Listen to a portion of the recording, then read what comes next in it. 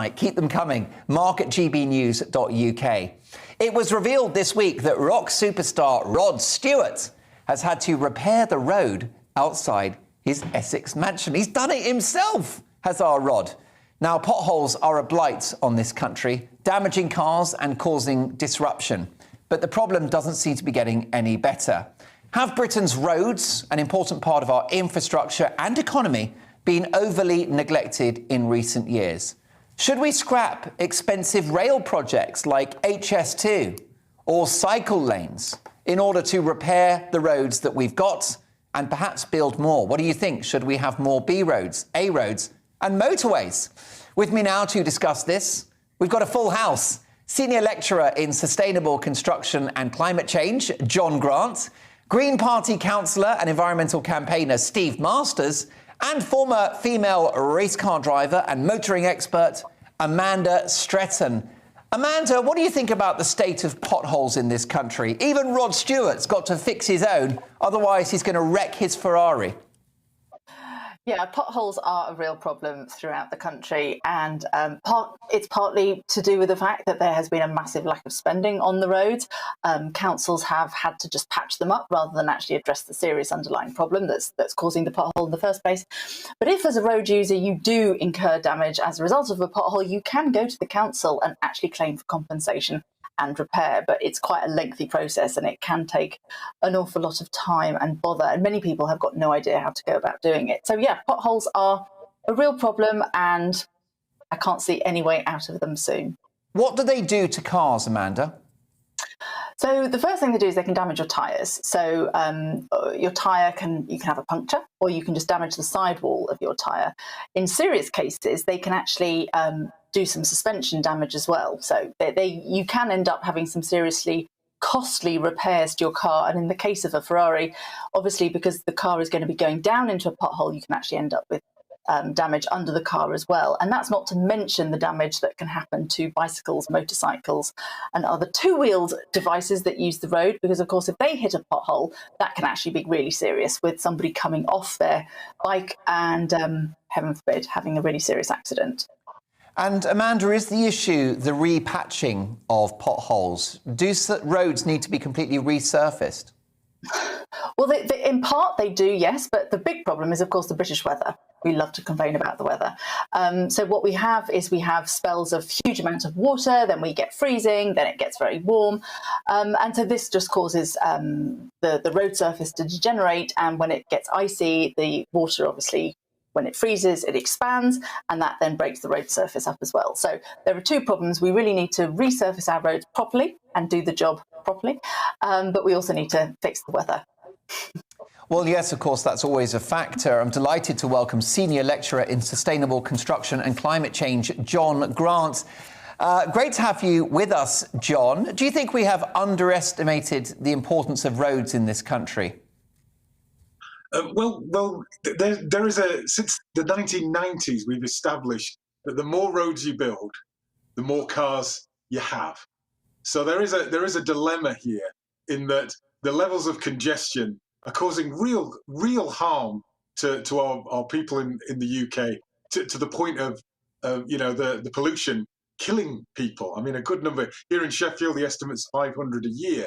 So building more roads will, without an investment in public transport, without an attempt to get cars off the road, will just inevitably, because people are smart, you've got better roads, you're going to get in your car and you're going to travel from A to B, and you're going to live places where you think you can travel to work rapidly because you've got a new road, and that connection has to be broken if we're to come out of both the local air quality issue and then the wider issue of carbon emissions, because transport is about 35% of that issue as well. But John, is air pollution a short-term factor given the adoption of electric vehicles, hybrids and cleaner petrol and diesel engines?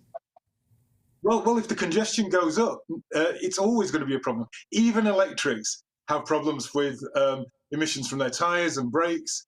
And really, we need to be trying to move, in the cities at least, to a more car-free approach, which is a much healthier, a much more open, a much more diverse sort of experience in those cities, which will give people who need to travel in a car better opportunity, rather than a congested, choked up city where nobody can use that. So, there's obviously going to be people and companies that need to use the roads, and at the moment they're unable to function effectively because it's just choked up with cars generally. But people have to get in their cars if they've got awful public transport. The evidence is that £1 spent on a bus or a bus route will give £3 worth of improvement to that local economy. This is cold economics here. Yes, have roads that don't have potholes. Of course, we don't want roads with potholes, but we have to disconnect those roads from general car use, or, well, we're done. Delighted to welcome Steve Masters to the programme, Green Party councillor and environmental campaigner. Hello, Steve. Look, Rod Stewart, the rock superstar, has had to repair his own road. Shouldn't we fix the roads we've got before building more rail?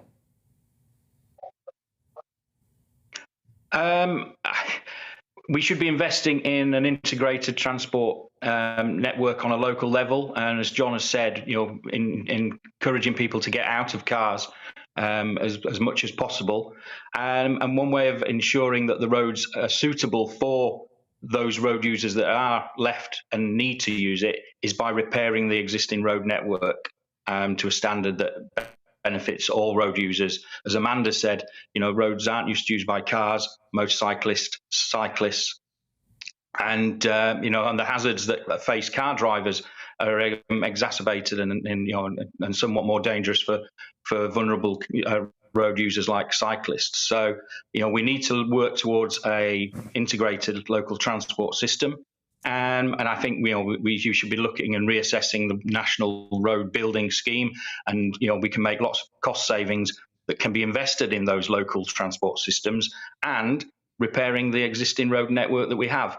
And as a local councillor, potholes are one of the main complaints that I get from my local residents when they're interacting with the council. They'll see a pothole, and they may not realise that it has to get to a certain standard and depth and area before it can even be assessed by a contractor to repair. And very often those repairs are almost temporary. And as Amanda pointed out, with the climatic conditions that we have in this country, the weather gets underneath the temporary or the repairs, and you're back to square one in a number of years. So I think you've got a panel here who are fairly well agreeing that the situation that we find ourselves in at the moment, and especially with rising fuel prices, people are going to be looking for alternatives away from cars. And already there's anecdotal evidence, certainly locally around the south of England, that people are already carpooling to reduce the number of car journeys that they're making on their own because of the impact of the fuel crisis. So that kind of adaptation will happen inevitably. Yeah. Steve, your image is freezing slightly on the screen. You've either had Botox or it's your broadband. We'll come back to you in just a moment. I'd like to come back, if I can, to Amanda Stretton. Amanda, what about the economy? Because I've always understood that more roads and more people in cars is a sign of a growing, thriving economy. Well, of course it is. And as an island nation, all of our goods and services are actually delivered to us via the road in the most part as well. But we are an island nation, so where are we actually going to build all of these roads?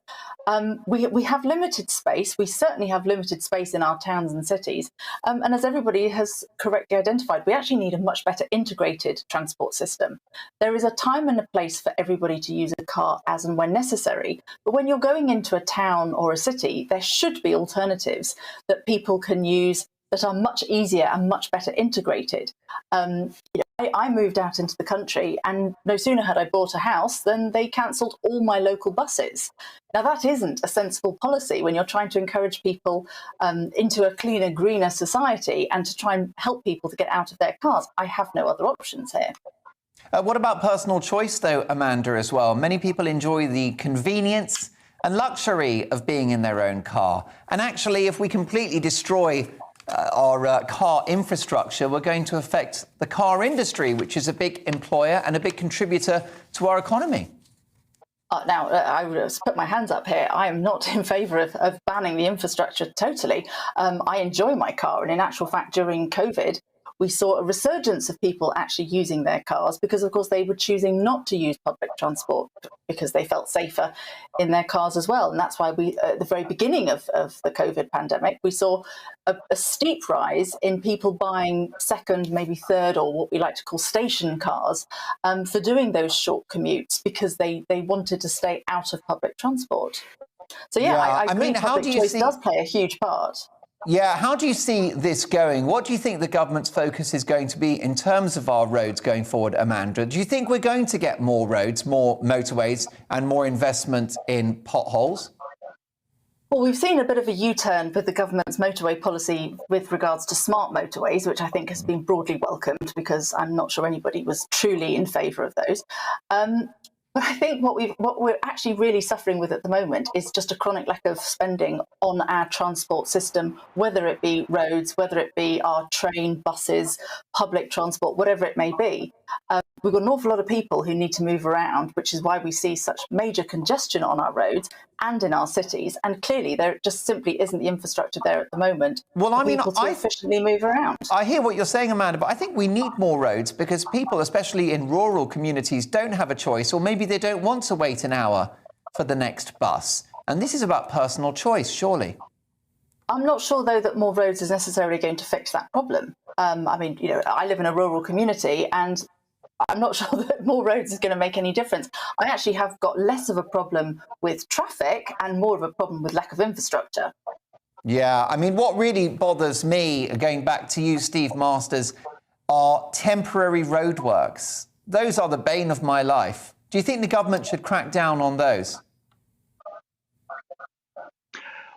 I do believe that there needs to be some more coordination in the maintenance of roads.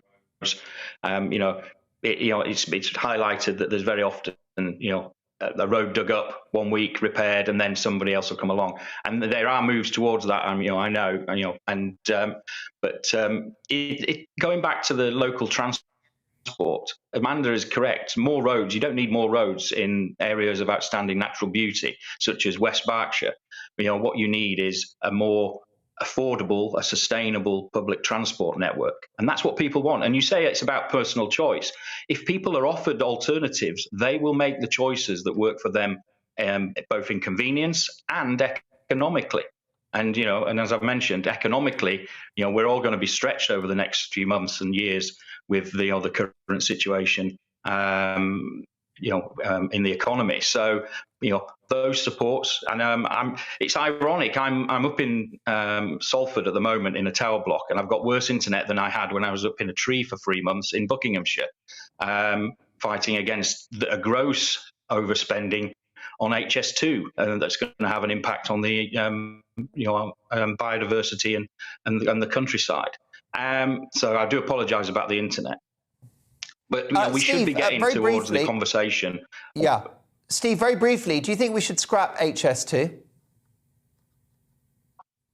Absolutely, 100%. It's, we need to invest in the existing network that we have on the rail system and making sure that we've got interconnectivity on local levels and improving the rolling stock. It's a massive project, and and we've seen over the last 2 years, working and commuting habits have changed dramatically. And nobody wants to spend long time travelling between massive cities, Birmingham, Manchester, in the city. And if you need to get there 20 minutes earlier, set off. Yeah, John Grant, briefly, should we scrap HS2? For the most part, yes, because what I want is a good east-west connectivity between Liverpool and Hull, which includes Manchester, Sheffield, and Leeds. And what HS2 was going to do was allow all this wonderful skills and people to flow south far too effectively, rather than trying to nurture the very great potential that we've got up here. But also I'd like to point out that back in the day, Postal Service used to offer bus service when we used to have 2 deliveries a day. There was a postal bus morning. It's a long time ago now. But the idea that we expect deliveries now to our homes via Amazon and such like, and other providers exist, that maybe the thought here in the rural areas is to try and combine services. Rather than having a dedicated bus service, maybe some kind of taxi stroke delivery service, postal service stroke sort of bus service could be organised, because the people in the rural areas are really, really good at mixing their services, combining pubs with post offices and the like. It sounds like communism to me, I've got to say. The removal of personal choice, which has been a flavour of the last 2 years of public policy. But look, it's all about opinions. My thanks to John Grant, Steve Masters and Amanda Stretton. Lots more to come. In our news agenda, is an election in the offing? Could the Prime Minister